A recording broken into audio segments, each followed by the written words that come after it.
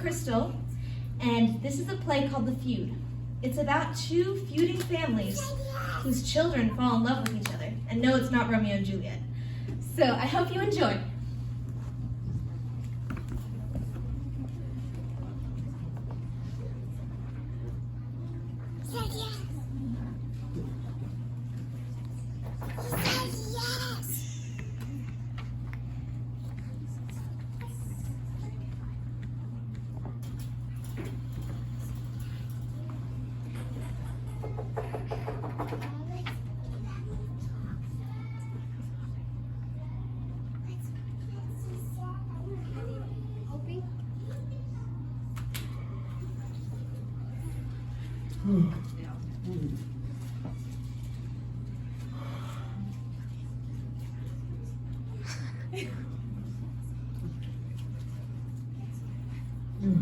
What is that? I have to wear that anyway. Because when someone comes to the justice of the peace to get married, they expect it to look like that. Makes for good conversation afterwards. I'm coming.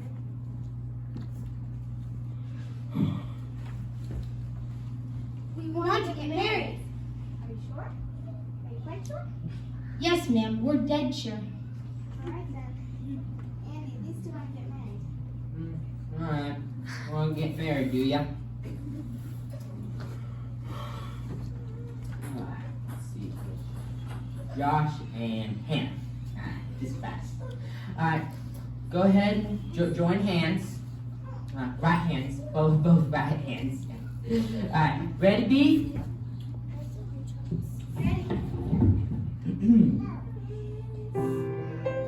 Dear beloved, we are gathered here today to join Josh and Hannah in holy matrimony.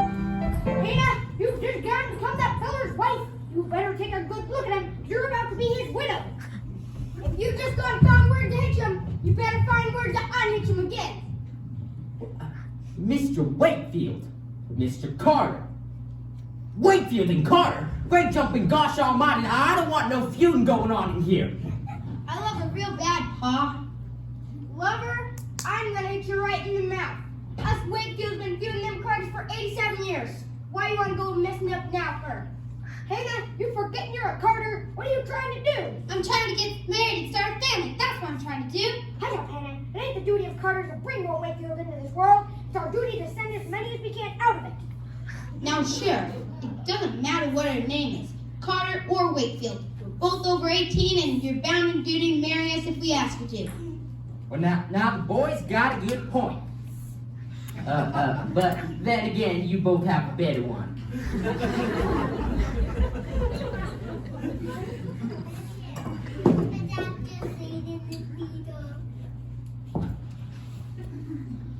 Well, that was a whole lot of fun.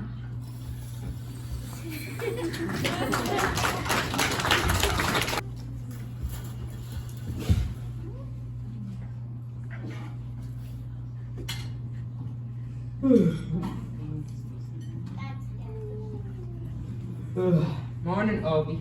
Morning, B. I says morning, Opie. Morning, B. Well, now, being a sheriff, which is kind of like a detective, let's see if I can deduce why I'm getting the cold shoulder this morning. Well, now, you was friendly enough before we went to bed last night, but you're mighty unfriendly this morning. So I'm thinking it was something that happened between going to bed and then getting up. Is that right? Let them steal him, Pa. Well, who? Wakefield and Carter. Is that what you think? Oh, Andy, what should a body think? You let those two old fools bluff you and marry those two young youngsters. Then why didn't you say hit him? Was that your intention? Why didn't you hit him? Well, I guess I could have hitched him, but you know, I got to studying on what might have happened after the hitching. Huh? Well, you see, this ain't the first time that the spies and families have had their youngins to take to one another. Today? No. Well, I suppose the worst time it ever happened was in this tale that was wrote a long time ago by this fella named William Shakespeare that lived out in the old country. Now, you wouldn't want to hear about it this morning, would ya? Yeah. You would? Alright, let's just see if I can figure out how it went here. Let's see here. Oh yes, so it was about this boy and girl called Romeo and Juliet that was in love with each other, just like Josh and Hannah. Only their daddies, they didn't get along neither. So what Romeo used to do to see Juliet is he would put on a disguise and he would sneak over to her house. And he was over there this one night, sitting by the punch bowl and having him a good time. When he seen Juliet just coming down these stairs, and he was so struck with her beauty that he gave a soliloquy right there and then. What is that soliloquy, Pop? Well, a soliloquy is where you kind of look way up and then you kind of talk to yourself. You know, they used to do that a whole lot back then. You do it today and someone will take you away. But anyway, that's what he was doing. And then this fella Tibble, who was a cousin of Juliet's, he come up to him with a sword drawn, ready to pick a fight with him right there. But Juliet's daddy, he didn't want no bloodshed in his living room. So what he done is he just run Romeo off. But Romeo didn't go straight home. He didn't? No. Why he went out and he hid in the yard, and after a little while, he seen this light come on, and he says, hark. They used to say hark a whole lot back then. And he says, hark. What light in yonder window shine at? And Juliet, she comes out and then she gives a soliloquy. And she says, Romeo, Romeo, where art thou, Romeo? And he pops up his head and says, well, I'm right here. And that's where they have the balcony seat. And anyway, she got to talking to her. And she says, Hun, why don't you deny your daddy and change your name? And he answered her right back and he says, you can change the name of Rose, but you can't do nothing about the smell. So they decided that right there that they were going to get married. So what they done is they gone over to Friar Lawrence's. He was the justice of the peace back then. They went over to Friar Lawrence's and he married them. And then Friar Lawrence told Romeo he better go off and lay low till he could explain things to their daddies. And Romeo did. He went off. But before Friar Lawrence could do that, Juliet's mama took a notion that Juliet should get married to this other fella and then just kind of forget about Romeo. Well, now Juliet really was in the bind. So what she done is she gone over to Friar Lawrence's and he mixed up this drink and she drunk it and they put her to sleep. And everybody thought she was dead. Oh, they had the party's funeral, folks crying and carrying on, and they laid her out in this big family tomb. And before Friar Lawrence could get word to Romeo that Juliet wasn't really dead, some of those mean boys from the village told him that she was dead. And Romeo, he figured life didn't hold nothing for him. So what he done is he got this big can of lye, and he went over to where Juliet was laid out, and he kissed her. And let me tell you, he kissed her flat on the mouth. And he said, with this kiss, I die. And he drunk lye, and he fell out on top of her, dead. And then Romeo, he was a pretty big boy for his age, and the force of him falling on her woke Juliet up.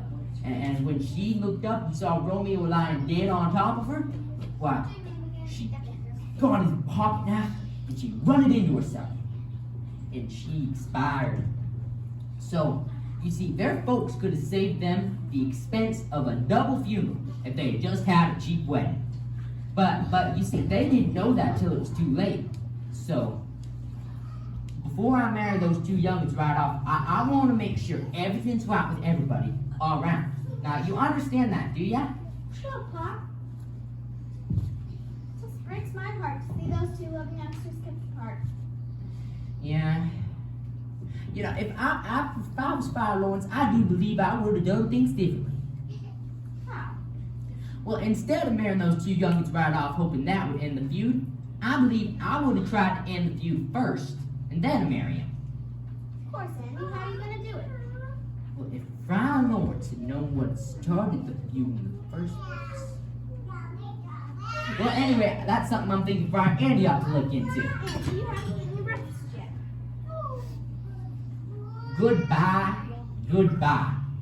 Parting is such sweet sorrow that I'd say goodbye till it be morrow. What does that mean, Pop?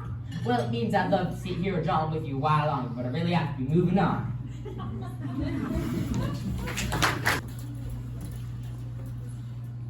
Howdy, Mr. Wakefield.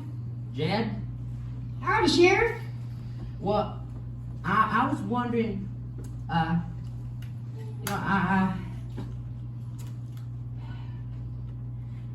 was wondering if you knew the reason why you were feuding with the Carters.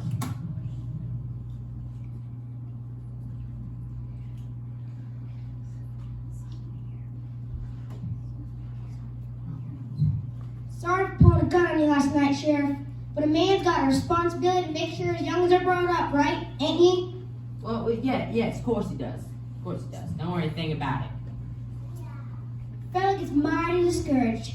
Tries and he tries to teach youngins right from wrong, but this late generation just plain got no respect for their elders.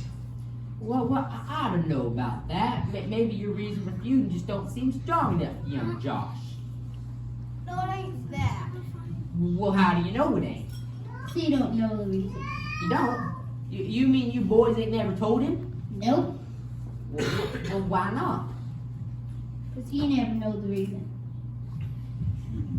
I never told the youngins because I never know the reason. Well, your pa never told you? Well, why not? Could be good. Could be because he never know the reason. Well, who's the last Wakefield that did know the reason? Must have been his grandpa. Well, how come he didn't pass along the reason? Maybe it'd been so long that his pa told him that he done forgot. What, you mean to say that you've been carrying on an 87-year feud for something that no one even remembers? Well, why not? Well, I don't know about you, but if I were about to take a shot at a fella, thought would cross my mind, what for? Land if I know where all you young fellas get all your newfangled ideas.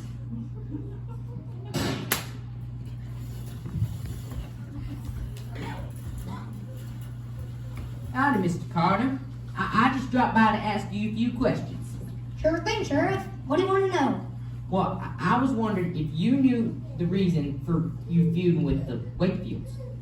What kind of fool's question is that? Of course I know the reason. Even Sarah knows the reason. Don't you, Sarah? Sure I do. Because he's a Wakefield. See, Sheriff? Well, yes, but what does that mean to you? It means we gotta shoot at him.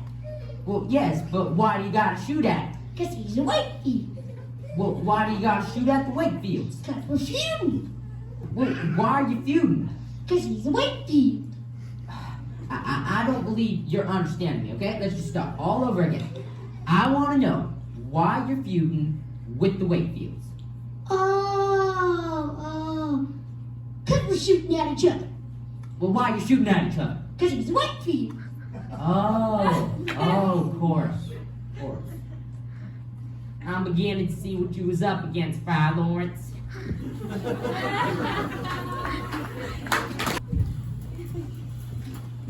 Wait, Josh, hey, wait a minute, I want to talk to you. Won't do no good, Sheriff. You can drag us back, but we're just gonna run off again. One of these days, we're gonna find us a married fella who aren't afraid of our paws. Well, don't you think it might be a pretty good idea if you wait just a little while and see if I can do anything about ending the feud? No, waiting's dangerous. Well, how's it dangerous? Because when a Carter hurts a Wakefield, or a Wakefield hurts a Carter, then Joshua might feel slumming to one another. Well, it don't seem to have stopped you yet. Because it ain't happened yet. Wait, you mean... Why, yeah. Come to think of it, all the time I've been sheriffing, I can't remember a single case where Wakefield or Carter was done in or anything. Yes. Come on. Where to? Well, I got me this hunch, and if Fry Lawrence had the same idea, why, Romeo and Juliet would have been a happily married couple right today.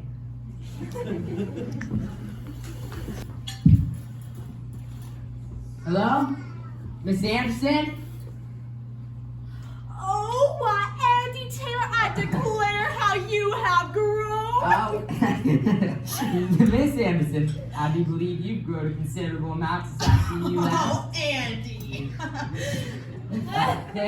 This is Josh and Hannah. This fine young couple is having some trouble with some extended feud, and I thought you might... Oh, you know me and my husband just used to have the same problem. Don't you worry, dear. He always came around to the right way of thinking after a while. Well, yeah, I'm sure you made sure he was learning about anyhow, but we was more needing your help in a professional capacity. Oh, well, you know, it's not so often people need my help in a professional capacity. See, people just don't seem to understand what an important job being a record keeper is. Well, I've been here at this desk for 47 years and I just don't get no appreciation for it. That's what. Oh, why, Clara, I do believe you're the best record keeper this town ever did have.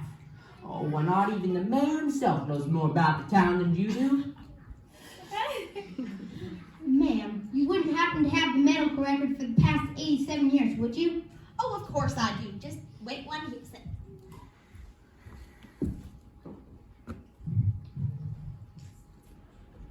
Here it is. Let's see. What do you want to know? If Wakefield or Carter has heard of anything. Oh, let me check here. Hold these. And this. It must be in here somewhere. Oh, yes, I know the place. The W's. Yeah. There. They're right there. September 19th, 1948. Jedediah Wakefield admitted to hospital wounded. Wounded? How? Bit in the certain place. Ooh, who bit him? His mule, Emmet. Oh, well, that's good. Huh? Well, you know, as long as it wasn't a Wakefield or that there wasn't a Carter that shot him or bit him. Well, is there anything else now? No. All right. Well, you know, just let Friar Andy take the next steps, and if things work out the way I'm thinking they will, you two youngs will be married faster than you can say William Shakespeare.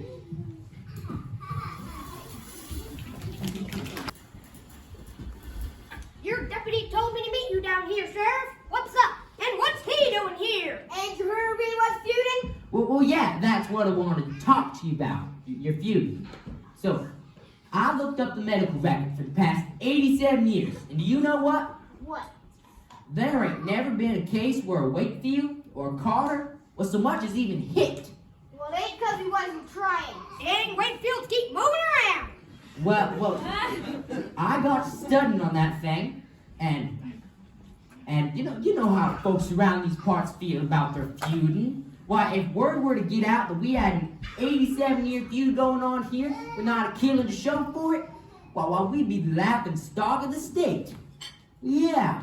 Now, I believe that we can get done in just a few minutes what you boys have been able to get done in 87 years. All right, now, back to back here. What are you trying to do? What kind of feuding is that? Well, that's how the French folks used to settle the arguments.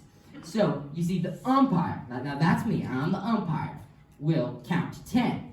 And now the contestants, now that's you boys, will start walking. And when I reach 10, the contestants, now that's you boys, will spin around and start popping at one another. 10, huh? That's pretty far away. Wouldn't be surprised if fellows missed that distance. Yeah. Yeah, that's why I'm changing it to a count of 3. 3? Yeah, stand back to back here. Ready? 1. You fellas are supposed to start walking when I start counting. Well, fellas' legs get mighty heavy. Yeah, everybody knows when a fella gets our age, the first thing that goes is his legs. Well,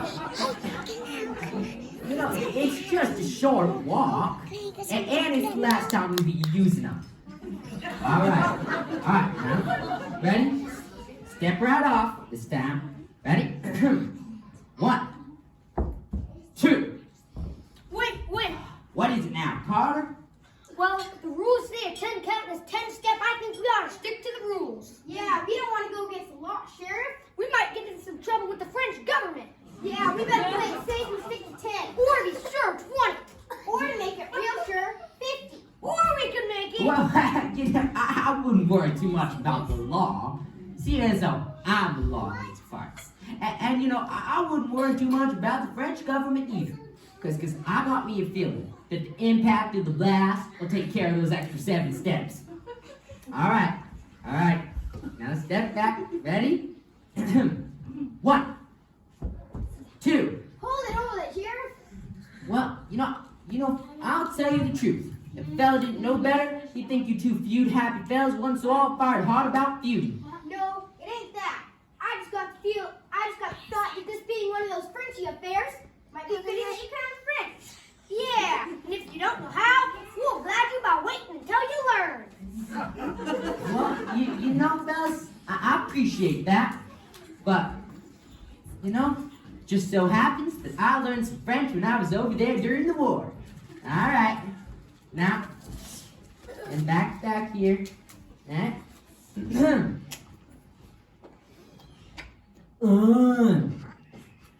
Dude. Well, why aren't your boys moving? We don't understand French. Well, if you guys want to call a feud, that's fine by me. But if there's gonna be a feud, there had better be some shooting. So what's it gonna be? Mommy, where's the tree? Alright, it'll be a feud. Alright, now step right off. And when you get 3, turn around, start shooting. Alright, you ready? 1, 2, boom!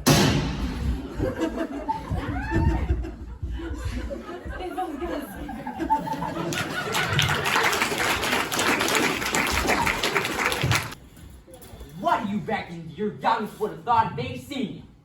Why, they'd have thought you was nothing but a couple of cowards. You know, that they need not even want to change their mind about getting married, being the young of such cowards. Well, if the Wakefields and the Carters are such cowards, maybe it's good they don't even get married. Yeah, if what you say is true, and if the Wakefields and Carters ever get together, they turn out like a coward this world ain't never seen. A coward's coward. Well, you know, I got me a feeling you might be wrong about that thing. How's that? Well, I want to show you something. Josh, Hannah, why don't you come on out here? Josh, I've been talking with Hannah's pa here, but I ain't got nowhere with him. He still claims that if you marry Hannah, he's going to fill you full of lead. So, why don't you just go ahead and tell him what your answer's going to be, and let's get this thing over with. You might as well shoot me right now, Mr. Carter. That's the only way you're going to keep me from marrying Hannah. You'd better shoot me too, Mr. Wakefield. That's the only way you're going to keep me from being your son's wife. Well, would you looky on? Well, Hannah, she's standing right up to you, Mr. Wakefield, and Josh, he's standing right up to you too, Mr. Carter. You know, if that ain't courage, I don't know what courage is. Why, you mix these fine young bloods together, and you two old buzzards are liable to get you a grandbaby. There can't be nothing in this world but a natural-born hero. Why, you just let these fine... What is it now? Just stop the blabbering, Sheriff, and get on with the marrying.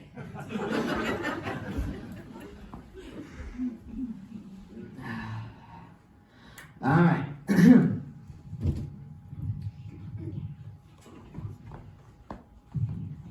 We want the cat. But, fellas, please. We want it done right. But it's broad daylight. That don't matter. We're going to make sure that little hero gets a right start right from the beginning. But...